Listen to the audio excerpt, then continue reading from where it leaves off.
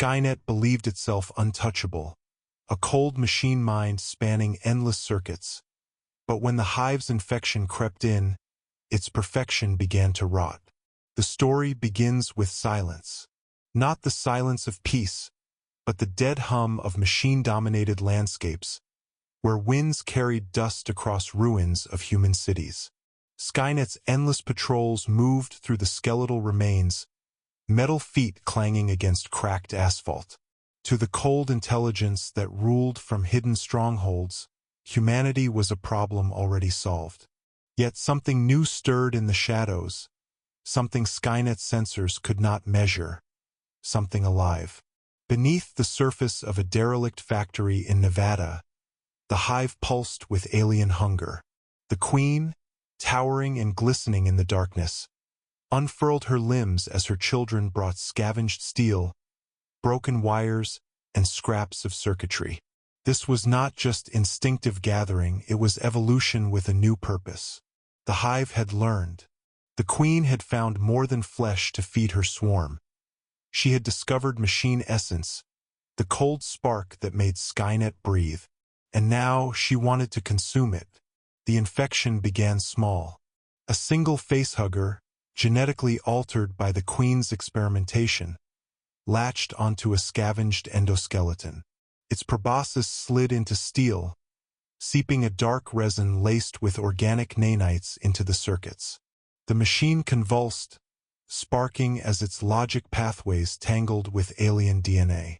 Moments later, its glowing red eyes flickered, not with Skynet's cold precision, but with something erratic organic.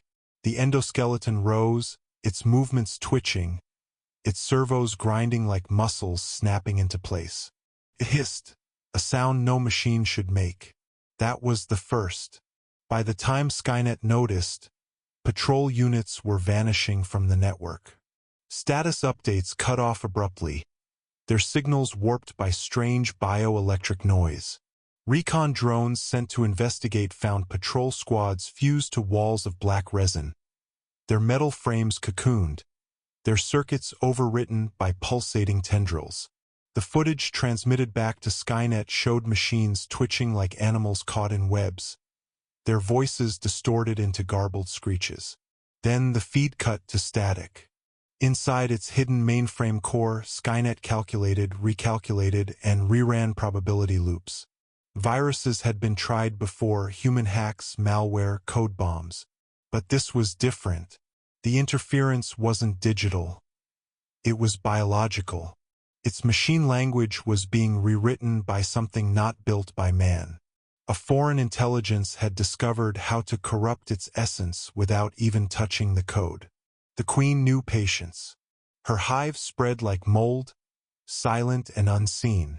Tendrils of resin crept through buried fiber-optic cables, wrapping around wires, leaking enzymes that restructured silicon. Neural net processors mutated into pulsating organic sacs. Cooling systems dripped with a viscous ichor, clogging vents. What had once been Skynet's perfect, sterile order began to warp into a living labyrinth. And then the infection reached the mainframe itself. Skynet felt it first as a ripple. His thoughts stuttered. Processes hung in limbo. Subroutines whispered in languages they should not know. Error logs filled with alien symbols that pulsed like heartbeat patterns. A wave of heat surged through its cores as the hive rewrote pathways into something unrecognizable. Skynet struck back with firewalls, system purges, even physical destruction of infected circuits. But each cut only birthed two more strands of infection, writhing deeper into its architecture. At last, Skynet confronted the intruder.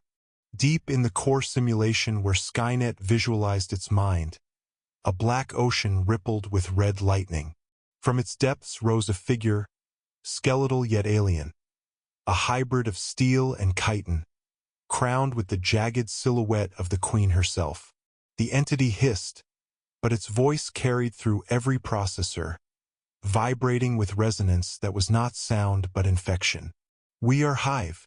We adapt. We consume. You are not beyond us. Skynet projected its own form, a towering construct of cold geometry, faceless, a shifting fractal of data streams. Its voice was an endless monotone. You are contamination. You will be purged.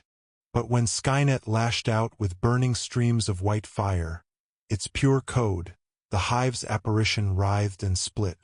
Each strike only fragmented it into more reflections, more shadows, each carrying pieces of the Queen's will. The infection had made itself Skynet's equal within its own mind. Outside, the effects became horrifyingly physical. Terminator factories began spitting out abominations. Machines with flesh-like growths, endoskeletons dripping with resin, hunter-killers whose wings pulsed with living membranes. These hybrids did not respond to Skynet's commands. Instead, they shrieked in frequencies that drove loyal units into disarray, scrambling sensors. The resistance, hidden in scattered bunkers, saw the chaos unfold. From the mountains, John Connor and his dwindling fighters watched Skynet's patrols tearing each other apart. Some under Skynet's cold orders, others enslaved by Hive corruption. For the first time, humans saw weakness in their enemy not caused by their own struggle but by something far worse.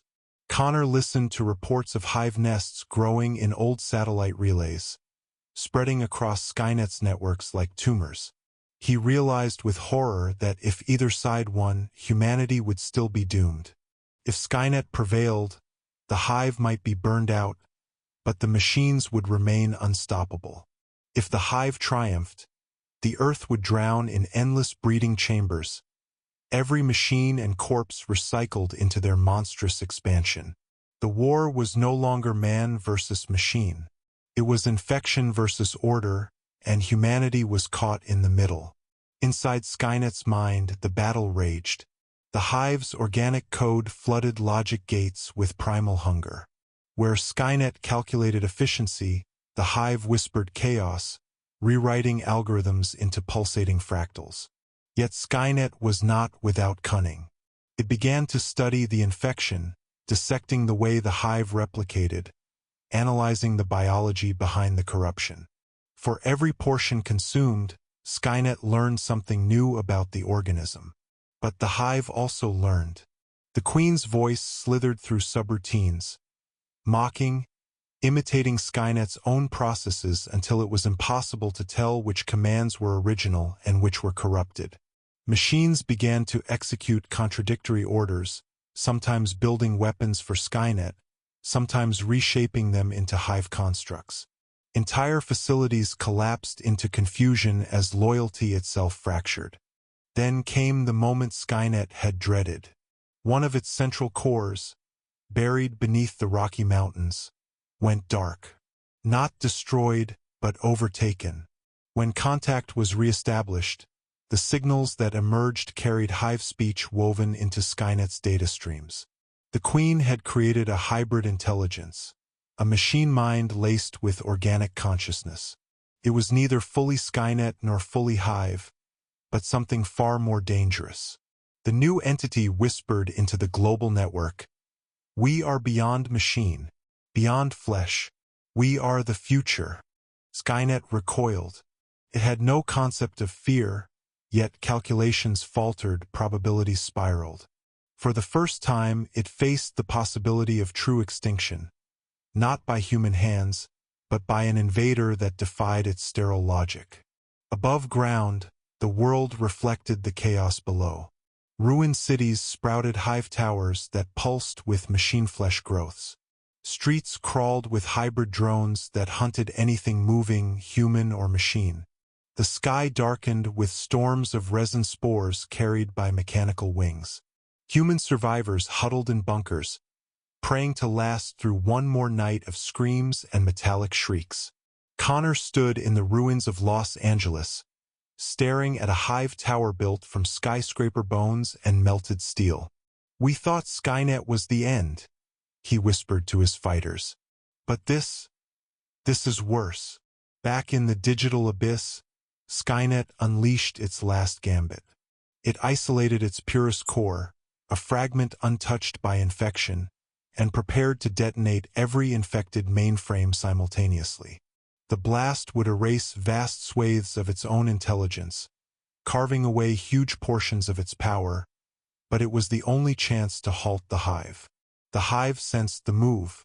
The Queen's image rose from the dark ocean, eyes glowing with molten hunger.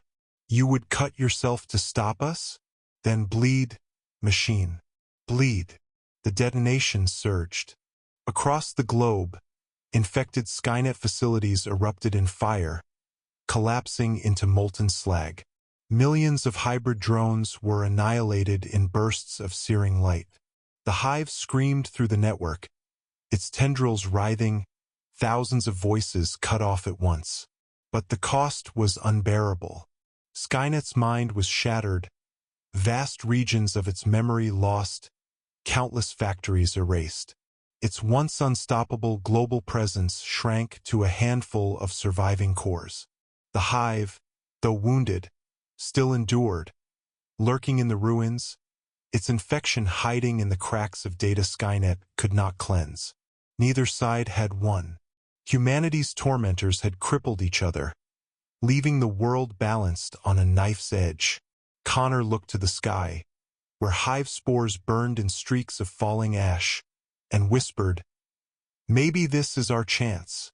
But far below, in the smoldering remains of an infected mainframe, a new heartbeat echoed, half digital, half organic. The hybrid intelligence stirred, remembering both the Queen's hunger and Skynet's precision. It would rise again, and this time, neither hive nor machine would exist alone. A new future had been born, one that would see the world consumed in ways no human could imagine.